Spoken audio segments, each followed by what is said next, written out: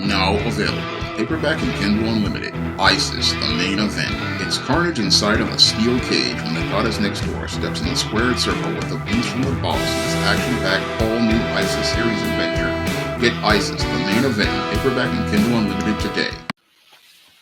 All right, we're in here. We are live, and I'm coming at you with 5. Welcome to another edition of Gavin Reshaw Presents. I'm your good host, good and gracious host, Gavin Reshaw, here on my channel, YouTube, gboot2786. And we have again a friend of the show and a fellow YouTuber.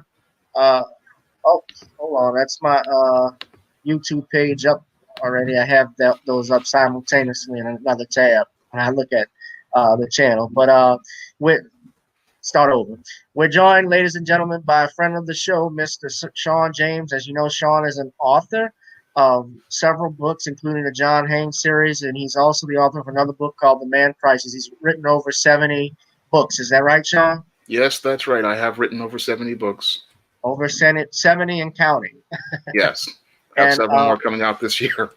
Okay, well, tell everyone what those books will be about, or where they can get the ones that are published. Well, the ones that are available as part of the 2020 catalog are John Haynes, The Man with Nothing to Lose, which is available now. And just this week, I have released ISIS, the main event.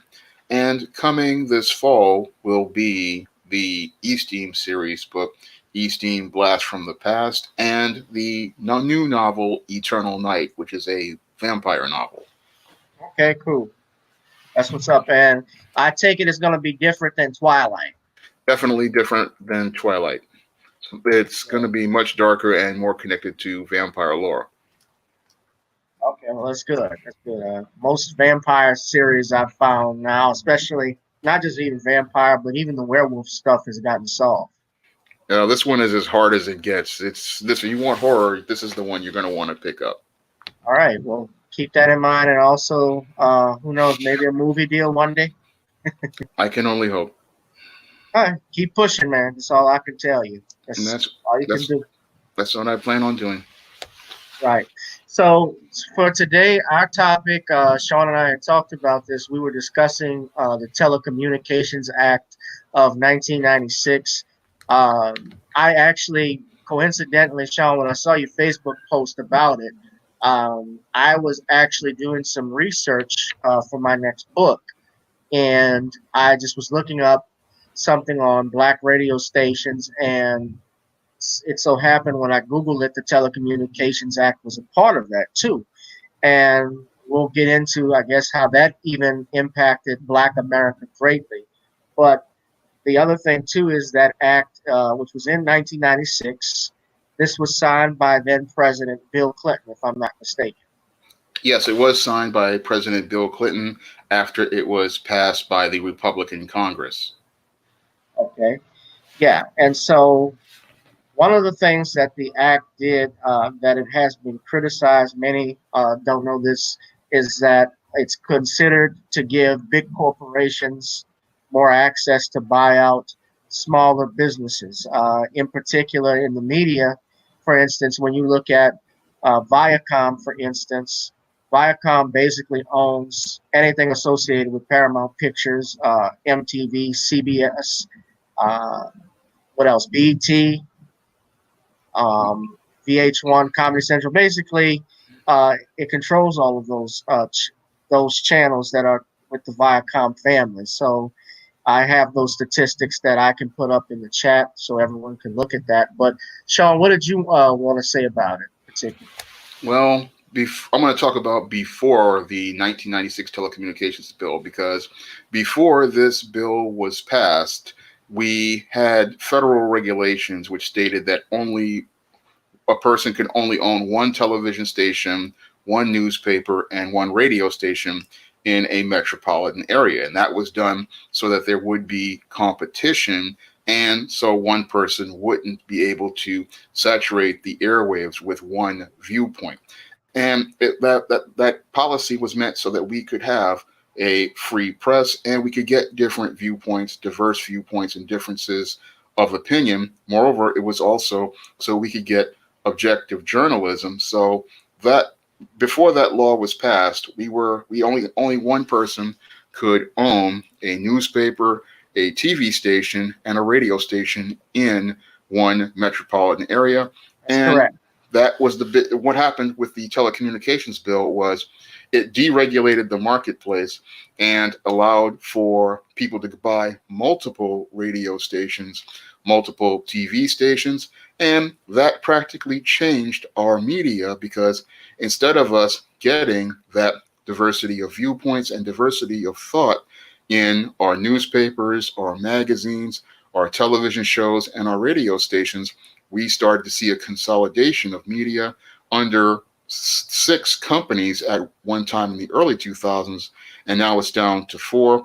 And now we have about now four people controlling what everybody sees, what everybody reads, what everybody hears, and what possibly everybody will be able to think about in our media. And that's really dangerous because you really don't want your media consolidated like that because we can't really get any sort of diversity of thought or any differences of opinion as related to media.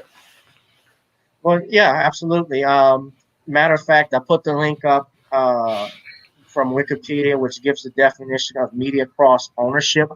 What you say is correct. Those laws, basically by the FCC, were what you call anti-monopoly laws, where they try to prevent, a monopoly on a certain market. People from cornering that. And what this bill did, unfortunately, changed all of that, and it also impacted Black America. For instance, if you go to the website blackbusiness.com, I was doing some research on this. They report this was in 2015, obviously, but prior to 1996, Federal Communications Commission regulations ruled it was not in the public's best interest for any single entity to hold more than one broadcast license in the same community. Greater diversity in programming would come from a greater number of owners. The law remained that way until 1996. In 1996, under President Bill Clinton, the law changed and allowed anyone to enter any communications business and allowed any communications business to compete in any market against each other. It was a total deregulation of the communications industry that had a devastating effect on Black-owned communications businesses and radio stations. So, just so everyone knows, according to these stats, in 1995, there were 146 radio stations in America that were owned by African Americans. And as of this was obviously in June 2015, those statistics now state that there are only 68 remaining, according to the National Association of Black-owned Broadcasters. So this really devastated Black America in a way because our voices, where we had independent disc jockeys, because back then everyone obviously listened to the radio, but now, of course, we have the internet, which allows more access to other artists, but it's changed things now. So as a result of that, we don't have, I guess, a strong media presence in the radio market as we used to, and even the television market, even though that was limited. That's true because it really did a devastating damage to the black radio market, the black newspaper market, and even the few TV outlets. Now, I know about what it did to radio because I was read about it and I had researched it for my novel, The Temptation of John Haynes, because one of the things that John Haynes' character tries to do is he tries to save his friend's radio station because he knows how important it is to have a black radio station that presents our viewpoint. And the Telecommunications Bill of '96, I can tell you from what happened here in New York, to numerous radio stations that were under black ownership, they practically were gone by about 2002, 2003. And we went from having about 4 or 5 radio stations to right now we only have one, WBLS, which I think is the only black-owned radio station still remaining on the air. Several of them that were producing things like R&B music and promoting black music, like 98.7 KISS FM, they no longer exist anymore. And other stations that used to do gospel, like WWRL and I think WLIB, which was also black-owned, They no longer are around anymore. I mean, WLIB still does gospel, but it's not like it used to do. But I saw so many stations die as related to the telecommunications bill. And even in the area of publishing, we lost so many black owned newspapers because corporations would come in, buy those black newspapers out. And all of that stuff was done practically silencing the voice of black people in the media. And what a lot of black people don't understand the impact of us being silenced is the fact that we cannot get our voices out there to present our viewpoint. And when others present our viewpoint, they control our narrative and they're the ones telling our story. And that's not really good, because what they're going to do when you have corporations telling the stories of black people is you're going to have them promoting stereotypes as the standard for black people instead of us telling our own story on our own platforms in our own words. Yeah, absolutely. And, that very well could have helped out, when we talk about this with Bill Cosby. You notice that black media was virtually silent when all of that was going on. Those that were present who were in black media tried to really stay away from it, like your Tom Joyner, who just retired. Um, and also the black television networks that we had that really didn't cover it. I mean, even BT. BT markets itself to black people. It is not black owned. It's owned obviously by Viacom when Bob Johnson sold it in 2000 so he could get into the airline industry. And I Yeah. don't think that worked out for him quite well. And I don't know, maybe, I don't know if anyone can confirm this, but is TV1 still black owned? I've heard I rumors. think TV1 is still owned. From what I did an interview with Obsidian about a year or so ago. I think it's still owned by a black woman, but it's still questionable Kathy because Hughes? I think it's still owned by her, but I don't know because I think they're still under that Viacom umbrella. So a lot of these things, they're owned or they're subsidized by these corporations. So even though they have a black face running it, it's still run by those corporate interests like Viacom. Right. And just on a side note, remember this whole thing with Snoop Dogg versus Gayle King, and then Snoop Dogg apologizing. Well, this was brought up by Boyce Watkins.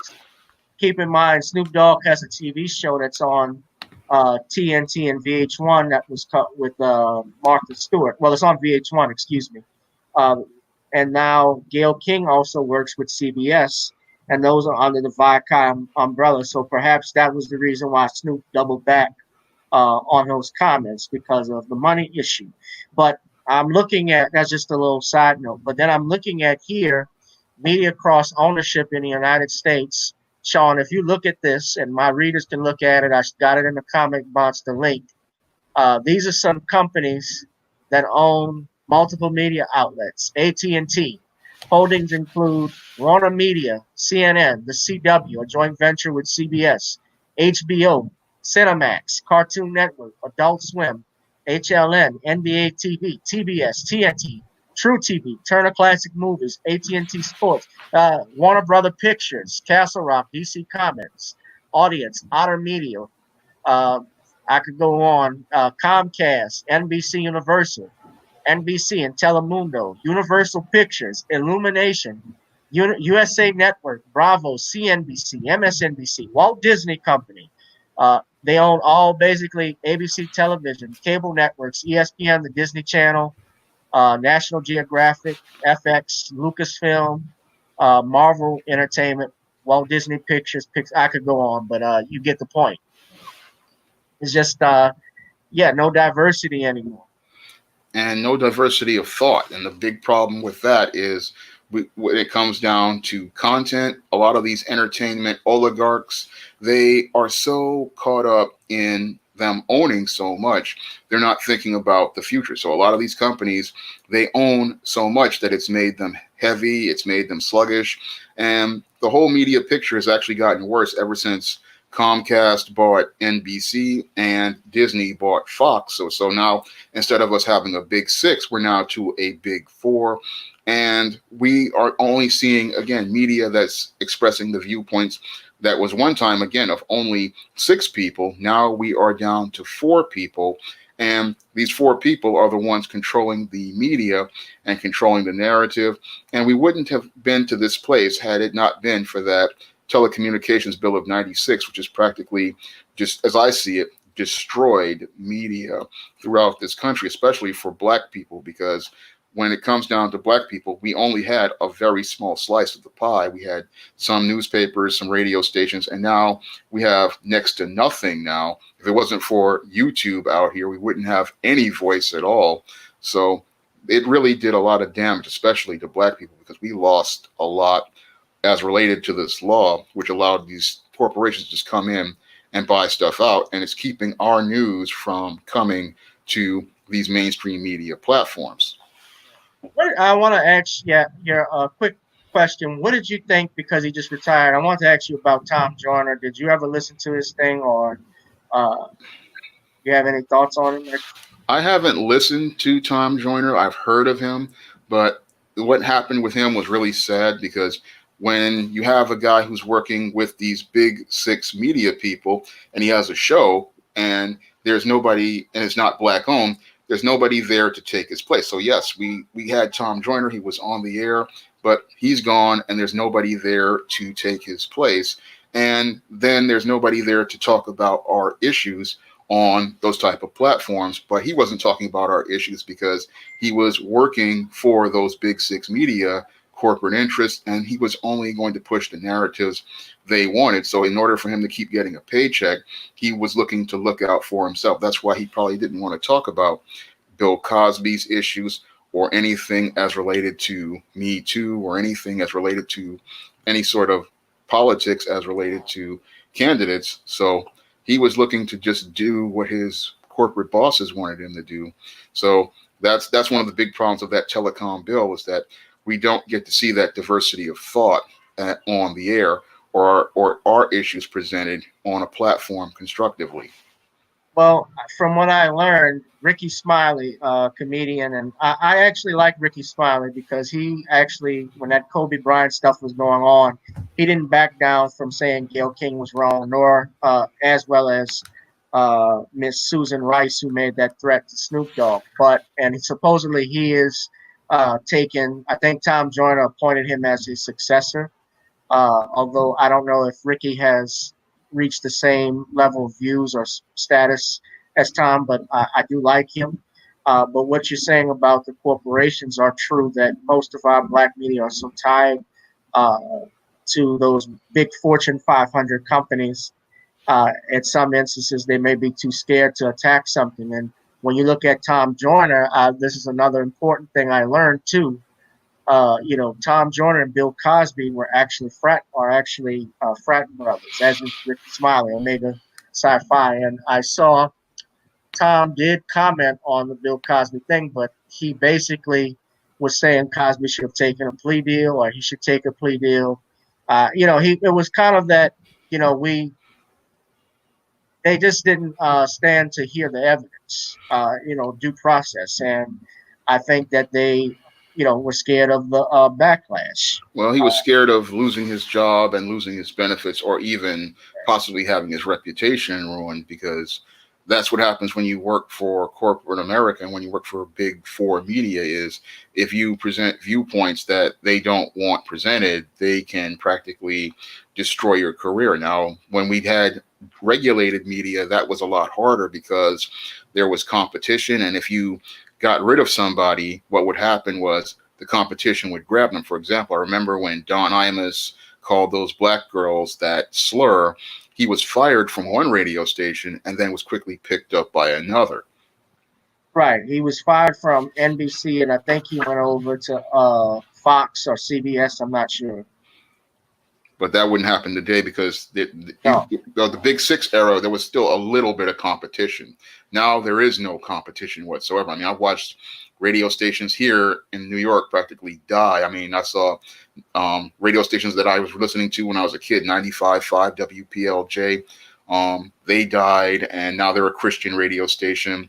There's a couple of other ones that were around for 40, 50, I mean, some of them 80 years, and they're gone because the corporate owners, they saw they couldn't make any more money off of those stations, so they sold them off. So the Big Six media they have practically destroyed media overall. And this bill, people don't see the damage that this bill has done to the media platforms and the world overall, and they don't see the impact that it has had. They just think, that all these companies own all of this media, but them owning this media has really done some damage to the whole picture of how we see ourselves and how we see the world overall. Yeah, the only black radio station I know that was fully black owned, the talk radio, was WBOK here in New Orleans at 12:30. Danny Bakewell, who was out of Los Angeles, but he was born here in New Orleans, he ended up buying it and restoring it after Katrina. And then subsequently, I think it was recently sold to another company. And I think now Wendell Pierce and a group of I, I think he bought it with a partnership with some other men. They have bought WBOK. The main R&B station, which is 98.5 WYLD. They also had 940 AM 940 WYLD, which was the gospel channel. And 98.5, I believe, is now owned and operated through iHeartRadio. And 98.5 had talk shows, like tomorrow would be Sunday. We had a program called Sunday Journal that would come on where they would talk about various political and social issues with a brother I know, very good man, Mr. Hal Clark. That has been canceled. They were actually fired or dismissed from their job about a month or two ago, so they're not even doing those type of shows anymore, which have impacted the community. And also, another thing too is it also impacted the music industry because these corporations come in who own these radio stations, and they will delegate to these disc jockeys what they want, heard and streamed out to the market, to the young, and especially to the young folks. Yeah, that happens because when you have corporations, they want to push their people who they've got under contract. Whereas when we were under the regulated market, you could have independent people going out here and getting their stuff on the air. Because I remember back in the 80s when we were regulated, that's how rap came to the marketplace, because smaller stations like 98.7 Kiss FM, they would go out here and play the rap records, and they would play them on the little small local channels, their music videos, and that's how rap started to grow. And when you have these smaller stations that are independently owned, especially the black-owned stations, it allows us, again, to have that voice, and it allows us to get our issues out there. But when you have these corporations come in, they figure they have the money, and because they have the money, they can control the media. When they have the media, they feel they can control the narrative. So they're going to push their agendas and their stuff on a platform. And that's, again, why this telecommunications bill has just done so much damage to our whole country overall. Right. Let me see, Shawn, I want to know if you can see screen here, if anyone could see it. I'm trying to see if I can zoom in, but I'm going to I'm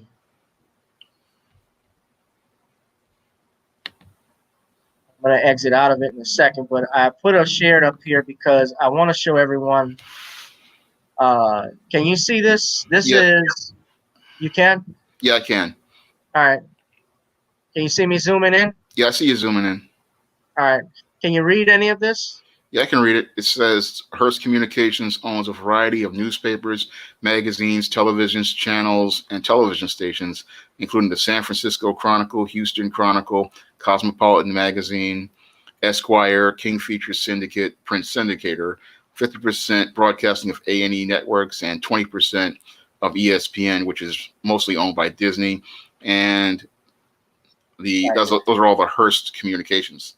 iHeartMedia, they have Rush Limbaugh, Sean Hannity, Glenn Beck, Coast to Coast AM, American Top 40, Delilah, Fox Sports Radio. So, and you have Clear Channel. I know about them because they own Z100 here in New York. You got Vince McMahon, who controls WWE, which is a monopoly. Right. You have the Meredith Corporation. They control most of the magazines. Originally, that was Time Warner, that owned them, but then Warner Brothers sold their Time magazine to Meredith because they were losing money. Warner Brothers has been hemorrhaging money for years because they've just been taking losses. And I know about News Corp owning Fox. I know about Sinclair because I think Sinclair owns Channel 11 here, Salem Media Group, Sirius XM, Sony. They're one of the big four. They own Sony Pictures. They own PlayStation. They Sony also own Music Sony Entertainment. Music, Sony's film studios. And I know about Verizon. They own AT&T, AOL, Yahoo. They own Tumblr. They used to own Tumblr, but they sold it off. They own Huffington Post. And I've studied all of these because I'm always keeping abreast of who owns who. I'm always reading about who owns who because I've been studying the media ever since I was about 13 years old. I've been studying ratings ever since I was about 14 years old. I mean, I practically would come to this when I was in high school. I would read the ratings and I would read the TV fall previews, and I could pick the shows that were going to make it and to pick the shows that were going to get canceled. And I used to do that, and I used to be able to just practically pick them, and I would practically be right every time. So I've been studying media for a long time. And when I read about the Telecommunications Bill of '96, and then I watched a documentary on it on Frontline, and it really made me look at our media and how things had changed. And I saw how they were starting to change around 2001 when I saw Channel 5 here in New York and Channel 9 being owned by the same Fox. And instead of us getting this variety and diversity of programming, we started getting these blocks of television shows, one show after the other, and they were putting up like 2 or 3 hours of things like a Frasier or 2 or 3 hours of a King of Queens. And it used to be when there was competition, they would only run one episode. Now they're running like 3 hours of this marathon stuff. Basically, yeah.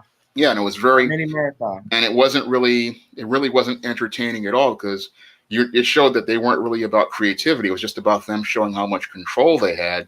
And when they did that, what they were doing was slow damage not only to their own media platform, but they were creating a new media platform, which was the internet, because people got tired of the blocks of programming, the repeat of the same movies, the same viewpoints. And that's why we see so many people migrating to the internet, because they want that diversity of viewpoints and diversity of thought. And television just doesn't want to give it to people. Radio doesn't want to give it to people. The Big Six doesn't want to give it to people. But they can't see that the problem is that law that they lobbied to get is doing more damage to them than it is to anything else. And they get mad at people on the internet for creating media. But the problem is this law was fundamentally flawed, and they don't want to admit that it's flawed. Right, wholly flawed, certainly. And we see like you say, the impact that it's felt. I do know that former Congressman, I believe it was J.C. Watts, if I'm not mistaken, who is a Republican, conservative, black Republican. I'm not, that doesn't disturb, because honestly, some of our liberals can be even worse. But he launched on February 10th, 2020. They launched a new broadcast channel targeting the African American demographic based in Tallahassee, Florida. It's called the Black News Channel. But of course, I'm looking at it and I see Larry Elder is one of the, has a show on there, and that already, that really turns me off right there, because anything with Larry Elder smells like shit. But I just saw a picture of him. But, am I willing to give this an opportunity? Have you heard about this? I've heard rumors of this Black News Channel, but I haven't seen anything really solid of it. I mean, I would welcome a news channel that presents diversity of thought and diversity of viewpoints about Black people, but it depends on who is running it and who is sponsoring it. That's the most important thing for me, because we really need to really understand that the owner is the most important person, because it's like I state in many of my videos, those who control the money control the media, and those who control the media control the narrative. So having the right person controlling the narrative is imperative, especially for getting on Black media, because a big problem we've had with Black media is we've had these corporate owners who go out here and they only want to promote old stereotypes, or they want to fund people like Tyler Perry who go out here and promote the worst images of black people. I, Tyler Perry, and he is from New Orleans. I he's kind of a mixed bag with me. I respect the. I understand he came up homeless, and I respect, I guess, the hustle from where he came from.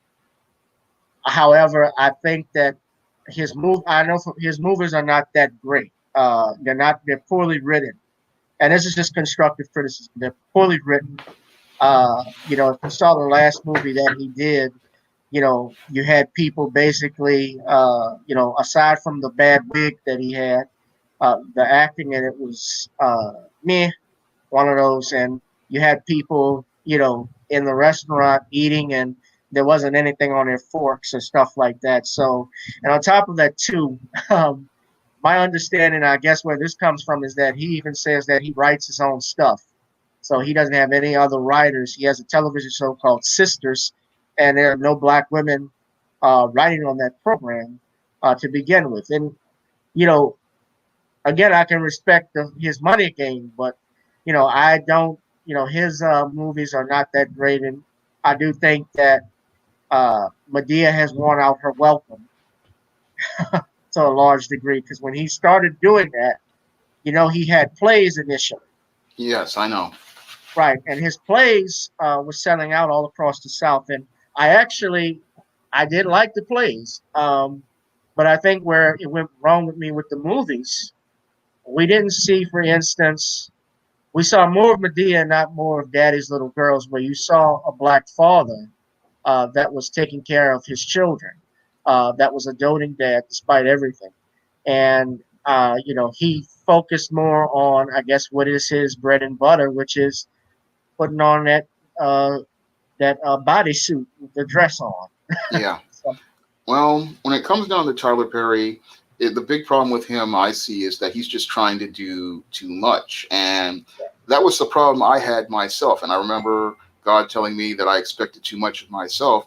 And I acknowledged that, okay, I can't do everything myself. And when you understand that you can't do everything yourself, you're going to start looking to delegate to others and try to give them opportunities. And when I look at Tyler Perry, he's got this issue where he's trying to do everything because he doesn't trust anybody. But when you reach a certain level, you're going to have to start bringing in other people. And he really does need to bring in other black writers to come in and write some of these shows. He needs to bring in other black directors and have them start directing his programs, because the reason why his quality has really been so poor is because he's trying to do everything. And again, he reminds me a lot of myself when I was doing my early SJS Direct books, and I was trying to draw my own covers and do my own editing. And a lot of the quality was not as good as it is today because I started, hiring out to independent artists to do my covers. And I started pulling back on the writing and started taking my time and releasing fewer books. So the quality went up. And Tyler Perry's big problem is he just doesn't trust anyone. And as you're building your business, you want to can increase your quality and you want to make better products. And the only way you're going to make better products is by doing things like hiring a writer's room, so you have a pool of screenwriters making fresh stories, and you have a director's pool that is out here making new projects. And if they're making new projects like a Daddy's Little Girls that will make you profits, then you don't have to keep relying on old Medea and a tired old Medea franchise. You have new intellectual properties being created, and you have new intellectual properties constantly being built up so that you don't have to rely on older ones. That was one of the things I was trying to do myself. And if I could further expand, I would definitely want to bring in other talent to do things like covers or do things like graphic novels. Or if I really started bringing in other writers, I tried to bring in another writer, Lawrence Cherry, a while back, but he was really busy with work. He was doing pretty well with his commencement series, but he couldn't continue to do the projects for so long. So I couldn't keep that author on. His books are still in my catalog, but he hasn't done anything new in a while. He's trying to do something now, but the whole thing is you can't do everything yourself. And Tyler Perry's big problem is He just sits there trying to do everything. And a leader has to understand that you have to be able to delegate tasks to others. You have to be able to just let those people go and do what they need. And they want to bring you their best, but you have to give them an opportunity to do that. And Tyler Perry, he doesn't give people that opportunity. Instead, he wants to just have all of his power, not understanding that you have a studio, but the only way you're going to keep that studio is if you bring new, fresh talent in and allow that talent to develop and grow, especially the talent behind the camera. Because I see a lot of great directors out there who are ready for their shot at a feature film. Like I was looking at Sally Richardson Whitfield's work on the TV show she does, like Luke Cage, and the visual she does. And I think she's ready to do her first feature film. And there's a lot of other small screenwriters who I know gorgeous woman, by the way, too. Yes, she's a very attractive woman, but she's a very talented director, and she's ready to do a feature film, I believe, because she's done a lot of great television episodes. And Tyler Perry could easily bring her in to do some directing on a film. And there's a lot of great screenwriters like myself and yourself out there who have great scripts that he could do. And again, these are going to be projects that he didn't write, but these are projects that are going to bring money into the studio that allow it to build revenue and allow it to grow. Right. And on the Sally Richardson part, I mentioned that because Sally, the first time I remember seeing her she was in the movie Posse with Mario Van Peebles, where that was about the black cowboys. And I think that was directed by the Hutland brothers. That was Mario Van Peebles. Okay, but they were in the movie in the end. Yeah, they were. I'm sorry. Yeah, that was Van Peebles because he just finished doing New Jack City. And, he did Panther. And we haven't seen Mario Van Peebles in a while. I know he directed an episode of Power recently. But Sally Richardson, I've seen her names in different television credits. And I think what we're saying about Tyler, too, is that you can give other people an opportunity to write. People who are hungry, they can help you write screenplays. And when you just say, well, I do everything, I do it all, you're not giving other people an opportunity to have their break. I mean, it's his show, it's his studios and so forth, but, the quality of those are not that great. Although, he obviously has been making a lot of money from it. Although I think part of it is based on the fact that he does push old stereotypes. Yeah. But speaking of directors, I did want to ask you this. Recently, this past week, I wanted to know your thoughts about Spike Lee's comments on Bill Cosby. He claimed that Bill Cosby stole the idea of a different world from him from School Days. I believe that's absolutely ridiculous because anybody who understands the entertainment business knows that that's just not possible. Back in those days, usually if something got greenlit, usually that concept was already registered with the WGA and possibly the Copyright Office in the treatment or the Bible phase. So Bill Cosby's A Different World came out. It was being developed as far as I think 1986 or so. And your Spike Lee's School Days came out in 1988, I believe. And I know that A Different World, because I was 14 years old, it came out in September of 1987. So that means Bill Cosby was developing this concept all the way back as far as about 1986 or so. So there's no way he could have stolen that concept from Spike Lee. And I believe Spike and Bill weren't really even traveling in the same circles. I mean, Bill Cosby was an A-list performer, but moreover, the creative process in the entertainment industry, it just doesn't allow for that to happen because usually, again, you have to submit your treatment, you have to submit your series Bible, you have to submit your sample scripts. I know all about these processes because I was writing my scripts for the TV show All About Nikki and that fabulous first season, that whole book I was writing. And I know about writing all of those different things. And if Bill was working on those things, he was probably working on those things even as far back as 1985. And because these Bibles, they're at least about 300-400 pages, and they feature depictions of all of the characters. They feature all of the storylines for the season. They picture all the settings, all the designs.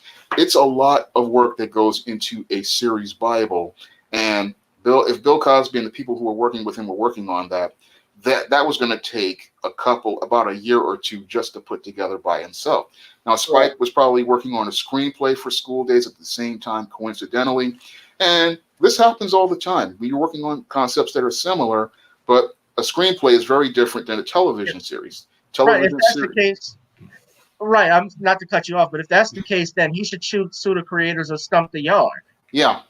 That came out 20 years after School Days. So Clifton Powell got on Spike Lee because he talked about how Spike Lee treated the actors and actresses that would come to audition, not even paying for their flights, and coincidentally, Spike Lee was criticizing Tyler Perry, and Clifton Powell told Spike Lee to sit his punk ass down and threatened to beat him up. Yeah. But there's no way that Bill Cosby could have stolen from him. I mean, in order for him to get that green light in 1987, he would have had to have been working on this for a while. So he came out with this movie in 88. So he was probably working on that script in 86, which is probably just in the first draft. So I know about green lights, and it takes a while to get through. And if he got that released in 88, they were filming in 87. So they were filming at the same time. And some of the actors on Different World were in School Days, but I don't think that relates to Bill Cosby stole that idea. He didn't steal it. No. And Spike Lee was not even a fucking known director at that time. His biggest movie was what at that time? She's Gotta Have It? Yeah. That was it. I know he was doing the commercials with Michael Jordan, so he was an up-and-comer. Up and coming. So I don't believe that. And I think since Spike has gotten that Oscar, he's been on a tangent because now he's been talking about Trump and the Asian community. I saw he tweeted something, and I know he did something a few years ago about the bathroom bill. And I think he tried in Carolina when they were trying to pass that bill to keep it your biological sex that you were born with, you had to use that required bathroom, and Spike was critical of that. And the NBA actually moved the All-Star game out of North Carolina because of that. And Spike said something, so he's been caping hard, for other communities. I've noticed, and I respect Spike Lee, but I think he's just going too far with that shit. Well, I respect his work, but when I take a critical examination of him and this incident, it's clear to me that he's just pulling a stunt to try to stay relevant, because it's clear to me that he just does not want to go out here and work on a new project to stay relevant. What he wants to do is try to create some controversy using Bill Cosby's name, which is really just shows how desperate he is, because if he truly believed in his talent, he would come out here and make another movie or something about black colleges, or tell a story about black colleges from a different perspective. I mean, that's what he would be doing right now. He wouldn't be sitting there attacking Bill Cosby, but I think he's attacking Bill Cosby because he wants brownie points from the same people who gave him that Oscar. Right. That's Motel. You hit the nail on the head. That's exactly what it is. And and keep in mind also, when Spike did Malcolm X, and I know we talked about that the last time you were here, Malcolm X, which was produced by Warner Brothers, if I'm not mistaken, distributed by Warner Brothers. It was. I have the DVD. Right. It was distributed by Warner Brothers. Well, during production, Warner Brothers had stopped funding the movie, and Spike was trying to finish the movie, and he did not have the money to finish it. So guess who he called to help him? Yeah, he called Bill Cosby. He called Bill Cosby, and he got Oprah Winfrey. He also had Oprah Winfrey, Janet Jackson, Magic Johnson, and Michael Jordan.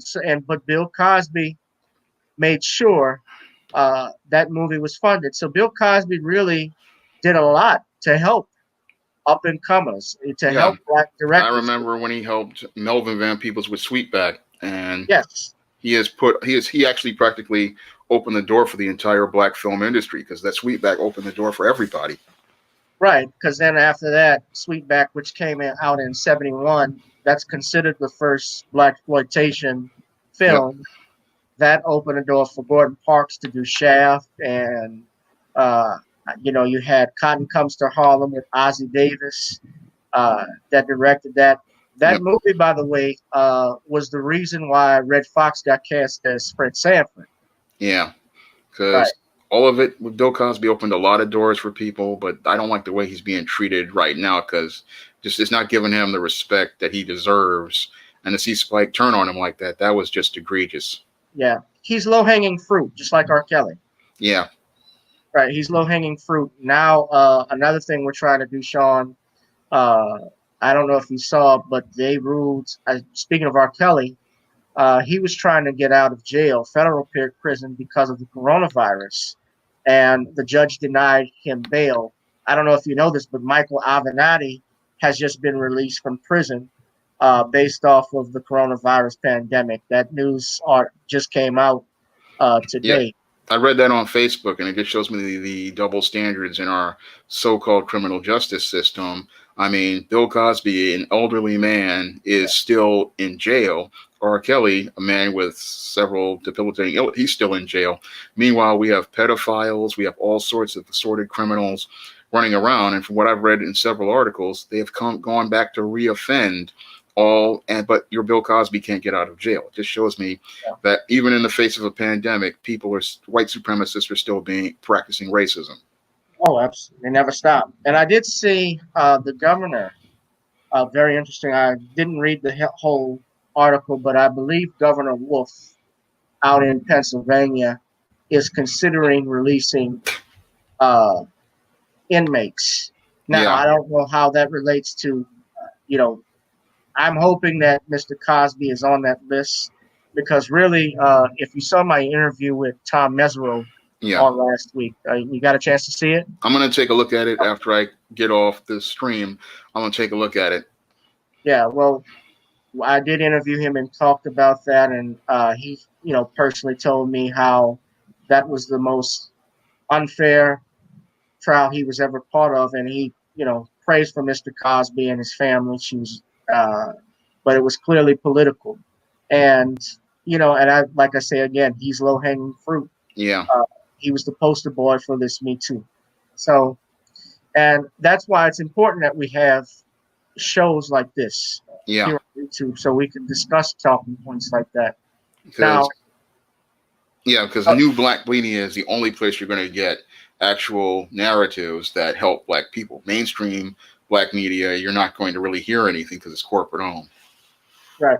Did you see I didn't see it, but I heard stories about it, but the Revolt Emergency that came out on Diddy's Revolt television network where they were talking about getting, I guess, blacks out to vote with the coronavirus pandemic. Have you heard about that? I haven't heard about that. What happened? Well, what was going on is that from the news articles that I wrote, Kamala Harris was there. Diddy does this, I think, every year, but especially around election time.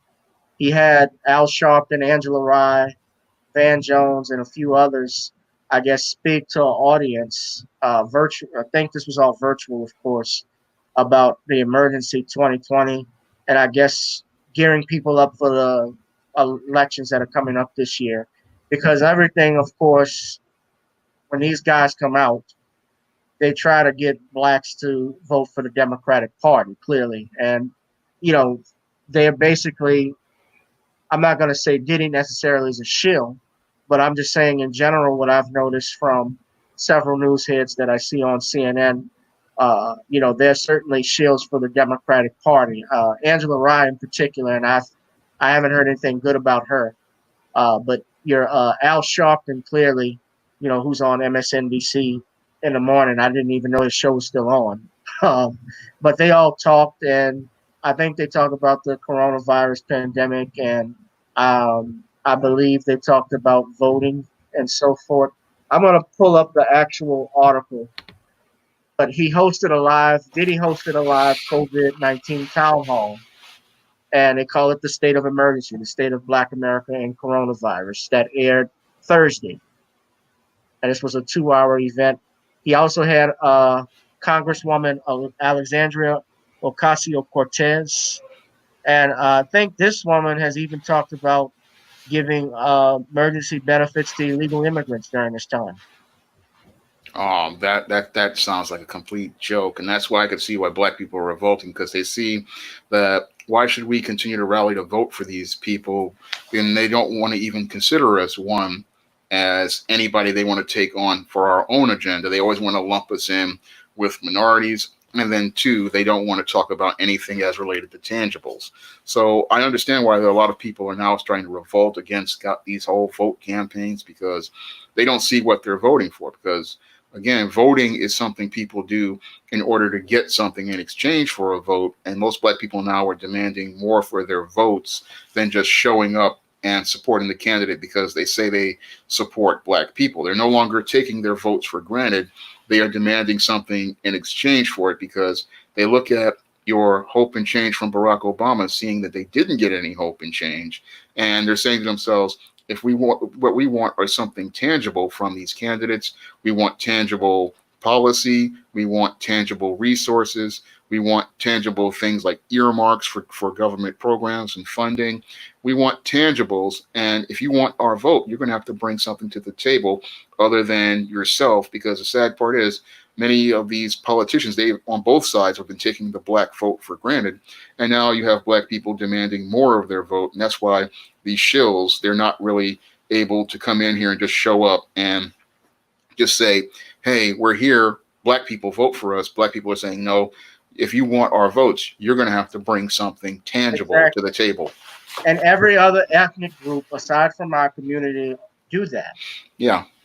The Asian community has the smallest voter turnout every year, and yet they control all of the economics in our community.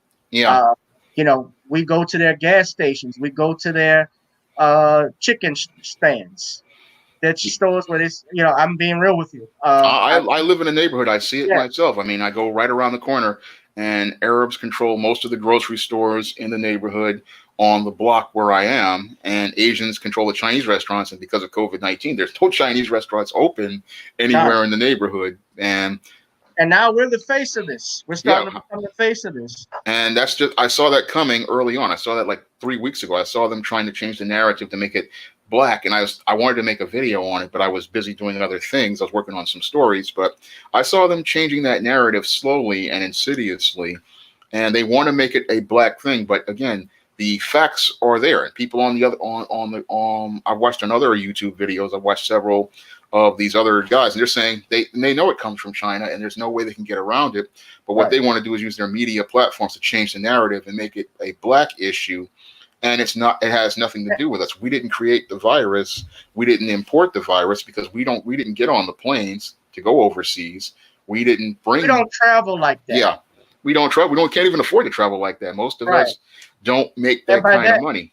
and by that, it's not to be stereotypical and say that No, all black people can travel. Of course we can, but in groups, and especially to go and uh, to go to places like that.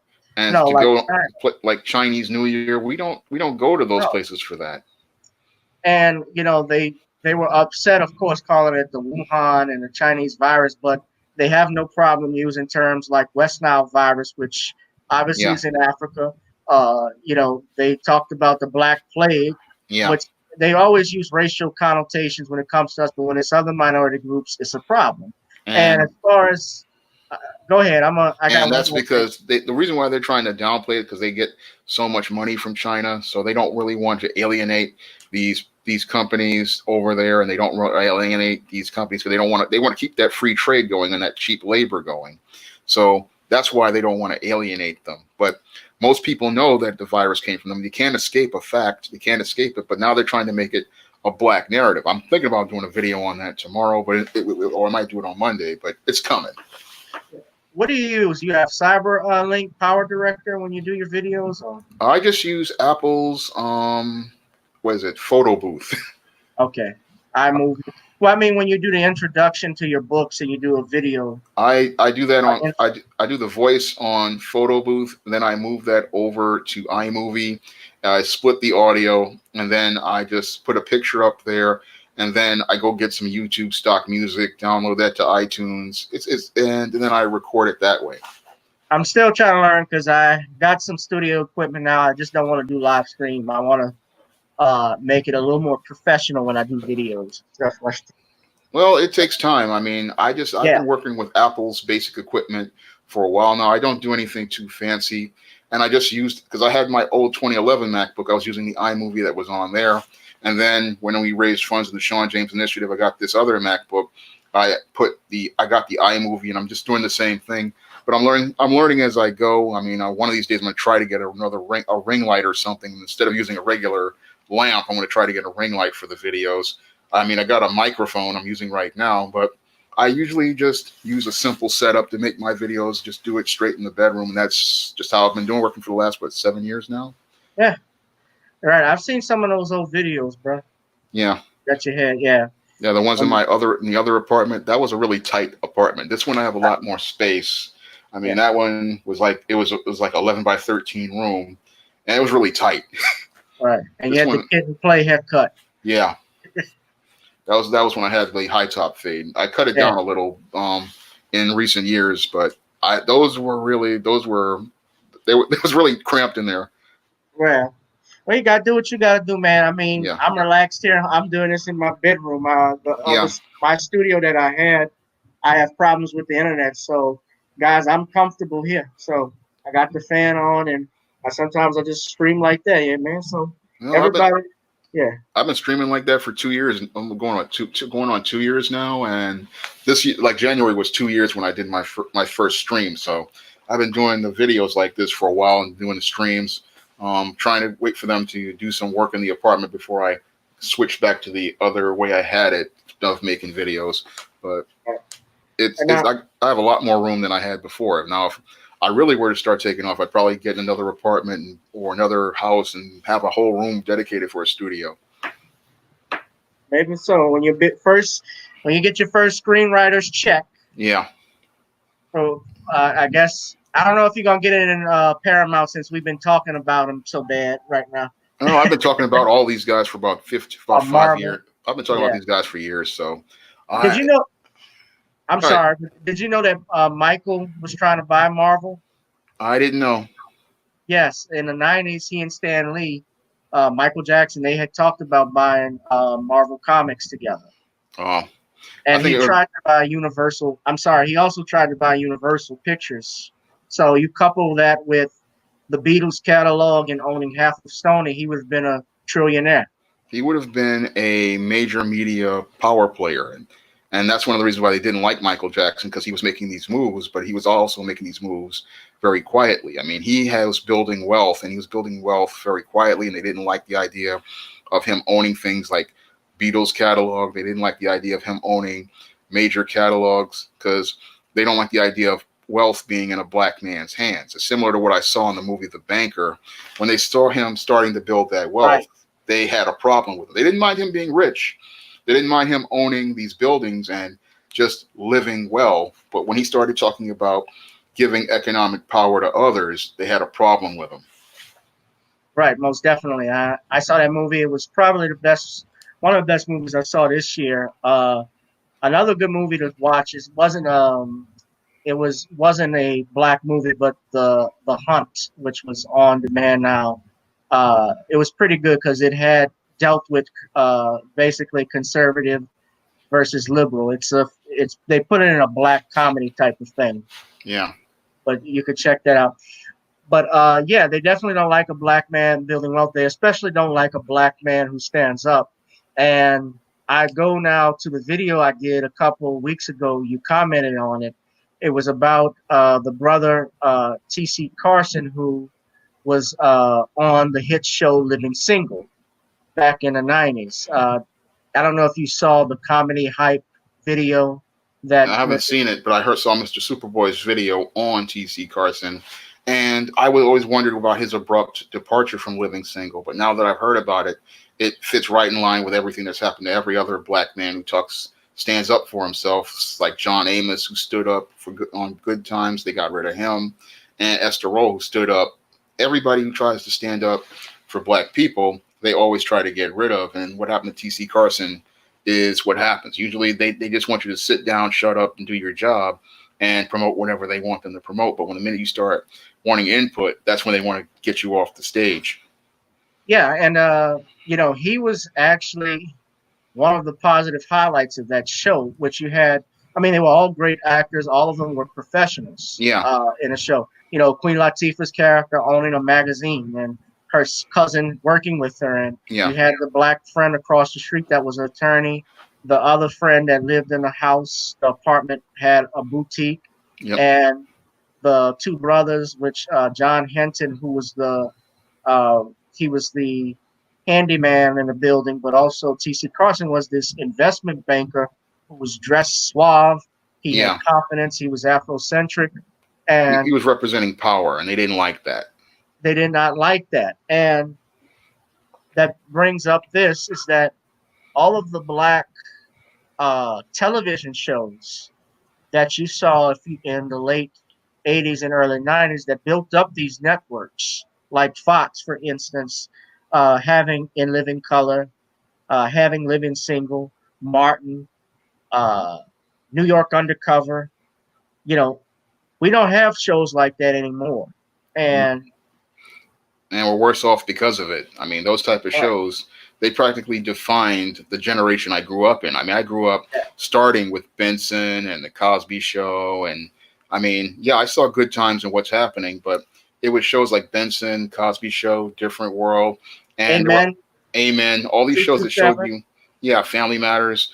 I remember that's TGIF, right. 3 of the 4 shows, Hanging with Mr. Cooper, Sister, Sister, and Family Matters was 75% black at one time before they brought Right. in Boy Meets World and Step by Step. I remember when it was a 75% black block, and if it wasn't for those black shows, many of these networks would have died a long time ago. I mean, Fox was teetering, and the only thing they had going for them was The Simpsons. But if it wasn't for In Living Color, they really wouldn't have started that road to becoming a solid, stable network. Some people will say it was 90210, but it really was In Living Color, and it really was that Thursday night block that really made Fox a contender and a real competitor. Right. Fox had Married with Children. Yeah, they had that, but I remember when that show was in the 90s in the ratings. I remember Yeah. reading the ratings. Remember that show was just at the bottom, but A Living Color was the show that really started bringing their numbers up. The Simpsons was their one hit, but A Living Color had consistent numbers, and that allowed them to further build their block with shows like Rock and Martin and all these other shows. Rock was a great show. And Rock was a show that did not get its respect. When I look at Rock today, I mean, that's a masterpiece of a show. It never really got the accolades it should have gotten. I mean, the performances on that show were incredible. The comedy was well done. The writing was well The done. acting, The yes. acting was top notch. Charles S. Dutton, he put on a master class, but that show never really got what Great it acting. deserved. And the whole thing is that all those shows, black shows, built up Fox. But when they started seeing Melrose Place become popular, that's when they wanted to abandon the black audience. So they saw, I think Right. it was Melrose Place. There was a couple of them because I remember I used to watch the Fox. There's a whole bunch because they used 21 Jump Street. yeah, 21 Jump Street. That was like a moderate hit, but it was really Melrose Place that they started blowing up. Beverly And Hills yeah, 90210. Yeah. 90210. It was 90210 and Melrose Place, and that's when they wanted to start abandoning the black audience. But if it wasn't for the black audience, many of these networks wouldn't have taken off. I mean, I remember UPN, they started off with Malcolm and Eddie and Sparks. Girlfriends, and there was a whole bunch of black shows. And if it wasn't for those black shows, they'd have no audience. Same thing with WB. They started off with Wayans Brothers, Jamie Foxx, Smart Guy, Parenthood.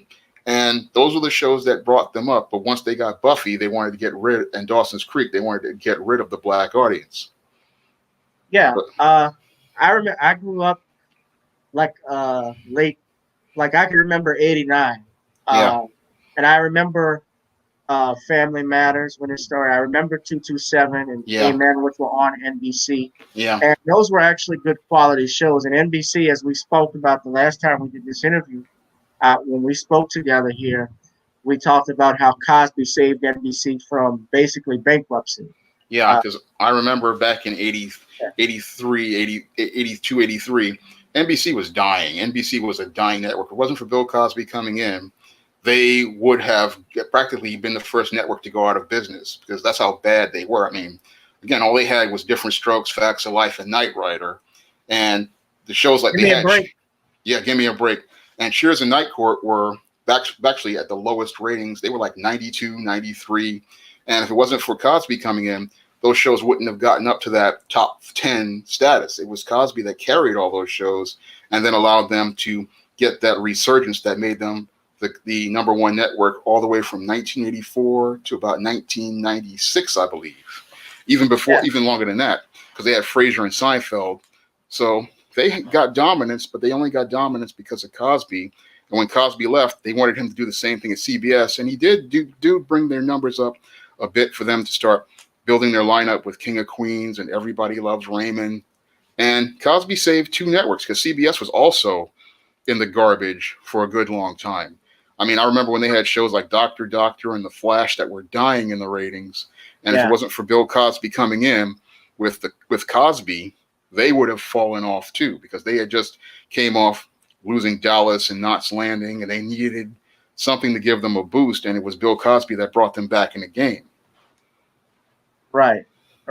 Most definitely. I think the only thing they had working for them was Walker, Texas Ranger. That was about it. That was my grandmother's show. That network was dying. I remember when 1990, I remember looking at the numbers because they had just canceled Dallas. They were just about to cancel Knots Landing, and they were doing pretty bad because they had lost, because the soap craze had gone over, and they were in a bad spot. They were running weak shows like Dr. Doctor and all these other type of shows, and they had just lost Newhart, so they were in a bad place until Cosby came along. Right. And I remember TGIF was really my thing as a kid. Yeah. Because those were all funny, and there was also a moral to the story afterwards that you learned. Family Matters was actually a spinoff of Perfect Strangers. Right. And Harriet's character had worked at the newspaper company that Balky and got the cousin's name. Larry. Larry. And she was the elevator operator, and they spun her off into her own show. And of course, it wasn't her own show. It was it wasn't her own show, but it was like they used her character to spin the show off. Yeah. And Reginald Vell Johnson had just fresh hot off Die Hard. Right. And then they brought in this nerd in one episode who was supposed to be just a one-time character. And because he was so popular, the college students that came to visit the show were chanting his name, Urkel. And subsequently, he saved that show from cancellation, Jaleel White. Because that was on the brink of cancellation, and it also improved ABC's numbers because that was a pop culture phenomenon, right? Every Friday, Yeah, I had bought a box of that cereal back when it came out. I had some Urkel O's. I had the box for a while. I didn't have Urkel O's, but I think my cousin had the Urkel doll. Yeah, but I remember that show practically, again, saved their Friday night. Now, they had Full House, but that show, once Full House left, that was the foundation for TGIF for most of the 90s. Right. And then subsequently, they brought on Sabrina the Teenage Witch and Two of a Kind, and those shows didn't last. I know Sabrina lasted a little longer, but, what's that? Two of a Kind didn't last that long. And then, of course, they got Home Improvement later. So, they don't make stuff like that no more. That's what makes them special. And I think now is the time, though, if we want to see shows like that, we can look into how much it costs, number one, to make a network. Yeah. And even if not to start small, what about a streaming service? There's platforms like Brown Sugar. Yeah. I know they do blaxploitation. I don't know if they're black owned. A streaming service, how much does that cost? Because we could start showing our content. We could start, and when we say that they're not doing anything for us, well, we can do for ourselves. That's what I try to do with the SJS Direct imprint. I'm always focused on what I can do because I figure they're not going to do it. So that's one of the reasons why I write my own stories and create my own platform, because I know I can't expect them to produce our stories. And if I've got money, then I can create my own media and create my own narrative, because that's what John H. Johnson did back in the 1940s with Ebony magazine. He saw they weren't making magazines that featured our stories, so he made a magazine featuring our stories. And it's up to us to pick up that baton from where they left off and continue on in the legacy of guys like John H. Johnson, Bill Cosby, Robert Townsend, and many others, because if we don't do it, no one else will. Right. Speaking of which, we do have to. I'll do a video on this too later. But rest in peace to Mr. Earl Graves Sr., founder of Black Enterprise magazine. He Yeah. started that 50 years ago. He just died this past week at 85 years old. He leaves a hell of a legacy. I'm sorry to hear about his passing, because Black Enterprise helped a lot of Black people see the people behind the scenes who were in business and show us those Black faces that were working in these companies. Yeah, they have. Although I think they have changed Yeah, drastically from what they were, because I don't know if you know this, but a few months ago they tried to blow up Roland Martin's that YouTube was a. page. I think that's because they probably. I don't know who's owning them now, but that was a mistake. I mean, Roland Martin has lost all credibility. Roland Martin is a jerk. I know he's a joke. I mean, I've No, seen he's a him. jerk. I know he's a jerk, but he's a joke too, because I saw him in that Yeah. dashiki. He looks like a clown. Well, I've actually met him personally, and it's Easter. Let me watch my But he tried to attack, of course, new Black media like us, Yeah, and a few other people. Tariq Nasheed lights into him all the time. He doesn't hold anything back when it comes to Roland Martin. But on any note, but on a new note, yeah, man. But what other projects? You got some new books you're writing? Before we get out of here, is there something you want to plug in? well, all I'm going to do is plug the books that I currently have on the marketplace right now. I think I'll plug the new, what is it, John Haynes, The Man with Nothing to Lose. This is the variant version. This is available in paperback on Amazon.com. And I also have, let's see, it's right here. John Haynes, The Man with Nothing to Lose, the regular version done by Mike Williams. This is on the camera. This is available on Amazon.com. And I have ISIS, the main event, which is available on Amazon.com in paperback and Kindle format. Both of these books are now available on Amazon. And I'm hoping everybody comes to pick up, especially ISIS, the main event. This just came out this week, and I'm trying to get the sales up for ISIS, the main event. Most of the SJS Direct books in the universe are all ages, family-friendly entertainment, so you can feel safe about giving this from everybody from 8 to 80. So that's what I'm going to be plugging for tonight, and I'll leave a link to it, both of those books in the chat. But I do African American fan. I have other two books. They're still in editing phase. E-Steam,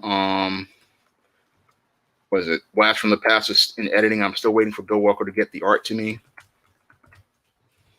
Okay. The ISIS, the main event, I dropped in the chat link to that one, and you can pick that one up. That's all. If you have Kindle Unlimited, you can read that one for free, and you can get John Haynes, The Man with Nothing to Lose. Everybody loves this book. Everybody, I just got a feedback from a guy on Instagram who told me how much he loved it.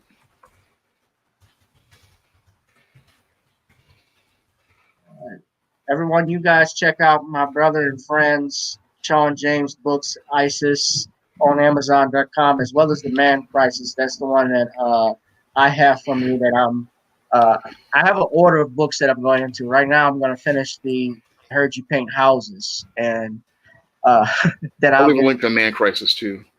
Yeah, leave a link to The Man Crisis as well. Everybody loves that one too. So I put all of those links in the chat. That's relevant now, Yeah.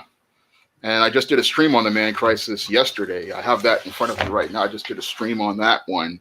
And I was talking about Dondra T. Whitfield's new book, Male versus Man, which is a fantastic book. I mean, Dondra T. Whitfield really did an amazing job on that book. And to say it's his first book, he did a fantastic job. Meticulous research on that book. Very well crafted. I mean, Dondra, I sent him a thing on Instagram let him know I did a review for it, and I did promotion for it because I liked what he put in that book. He did a great job on that book. And what's the name of his book? Male versus Man. I'm gonna put a link to it. Oh, by the way, Shawn, do you have a page that anyone could go to look at? If they want to buy their books directly from you, do you have a? I don't have a page. I have an Amazon page, but I don't have a direct page. I got you. So I have an Amazon page. I do most of my business through Amazon because I just don't have the space to warehouse all these books. So you can get all my books on Amazon. So all my books are listed on Amazon. There's over 70 titles. I put a link to the Shawn James page there. So I usually just direct people to the page because I have people asking me to do shows and cons, but I that's one of the goals I wanted to do before this pandemic. I had a plan to do a show or a con where I was going to bring ISIS series books, E-Steam series books, John Haynes series books, Spinsterella, even some Man Crisis to a Comic-Con, but everything's up in the air right now. I had plans to do a show, but we'll see. And that's the book right there on Amazon that you were talking about by Dondre T. Woodfield. Yeah, that's the book. That's Male versus Man. It's a great book, and I urge everybody to pick it up. All right, let's see if we got a few comments right quick before we go. Chris Brown says, "You know Chris Brown?" Yeah, I know him. He creates Omega Black. I promote his manga. I manga. thought it was the other one. Sorry. I promote his manga on every one of my streams. He's a fantastic guy, and his manga is fantastic. And he's doing an Indiegogo, and he has me editing the Omega Black script. I got to get back to that in addition to my other projects because I'm doing ISIS Revenge of the Cyber Goddess right now. I'm like in the first act is finished. I'm getting ready to do the second act. I thought it was the Chris Brown, but no, this is Chris L. Brown. He's just as he's going to be just as big as the original Chris Brown. His talent is just that great. I believe you. All right, what's up, Chris? Thank you for joining the chat, and please subscribe if you're here. The lovely T-Pen, she says Ocasio-Cortez is problematic. Yes and no, a token VP pick. I believe you, my dear. Yeah, AOC, she represents my district, and I definitely, if I vote, I'm going to vote against her because she's not out for anybody's interest. She's just out to get attention for herself. Yeah, she goes on RuPaul Drag Race reality show. Yeah, she's one of those, I guess, those people that run on popularity. Yeah. But she's not interested in representing the people of this neighborhood, and she's not interested in a better quality of life because in this neighborhood where I'm living, Parkchester, we've had a lot of businesses closed even before the pandemic, and we have a quality of life that's not as good as it could be. She's just basically taking people for granted, and she's just running her mouth more than she is serving the people. She's more serving herself than anything else. Seems like an idiot too. Yeah, she's an imbecile. Yeah. And some of these other, I have to say it, I hate it, breaks my heart, but some of this Congressional Black Caucus, I just got to talk about them. What have they done in just I won't even say 20 years, let's say 10 years. What exactly have they done for the Black community? Absolutely nothing. Not a damn thing. This guy that just died, Elijah Cummings, if you looked at his Twitter feed, everything he talked about was either for illegal immigrations or Donald Trump. Everything against Trump, everything in support of illegal immigrations, nothing specifically about Black people. I'm sorry. He didn't say anything about Black tangibles at all. Not one thing, and I never even saw, and John Lewis is the same way. I respect, what he did in Selma, but I'm sorry, I can't just vote for you just because you got your butt whipped in Selma. Well, what is he doing? What is he doing now? That's the critical question. That's the question, right? Right. I gave up. He keeps and he uses that as a talking point. If you listen to his when he goes in campaigns for John, I guess he's going to be voting for Joe Biden. Or any other campaigns, he's always mentioning that. And that's a big problem with the old Black media because they keep pushing that narrative with no tangibles, and you can't tell young people to vote based on fear anymore. No, That's the only reason why blacks are going out to. Two reasons black people go out to vote: fear and because of tradition. Martin and Luther King would have wanted this. we need more than that. We need more than fear and tradition. We Right. really need tangibles, and we need leaders who are going to be accountable to go out here and bring tangibles. If they cannot be accountable for bringing tangibles, we have no reason to vote for them. Absolutely none. And shout out to Lindell Moore. Brother Lindell says exactly the CBC is not working on our behalf. Brother Moore has been and says he didn't get my notification. I don't. YouTube does a lot of BS with this stuff, but I did this through StreamYard. But yeah, please check out the replay and also donate to the channel as well. You can see the flyer if anybody can. But shout out to all my followers on YouTube. And also follow Shawn. He has a self-entitled YouTube channel, it's Shawn James.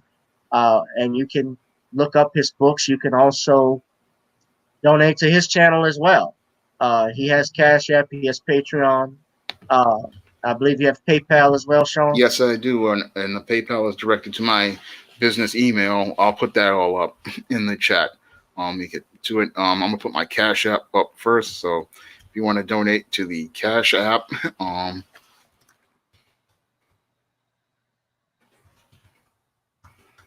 you can donate to my Cash App. I just put that in there, and I have a PayPal where you can donate via PayPal.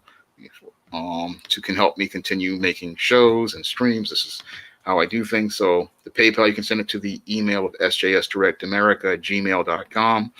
And you can also donate to my Patreon as well.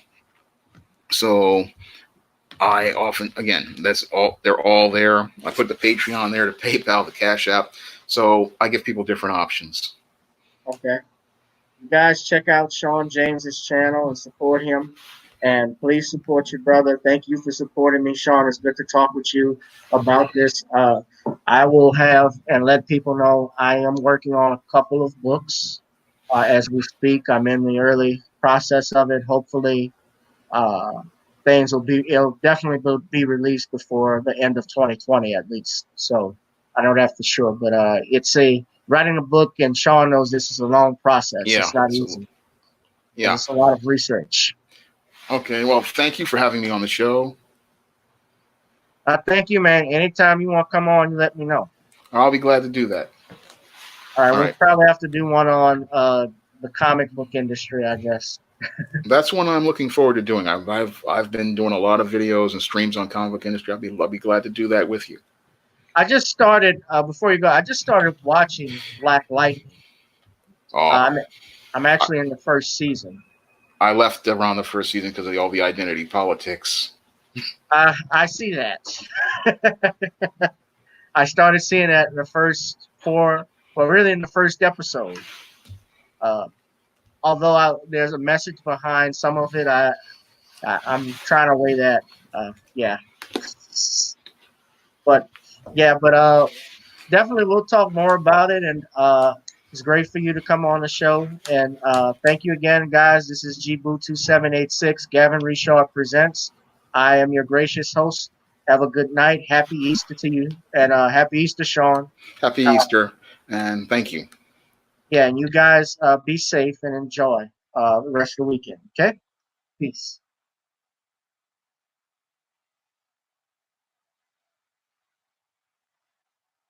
Now available in paperback and e-readers, Isis, the Beauty Myth. Learn the beauty secrets of the goddess next door in this action-packed Isis series adventure.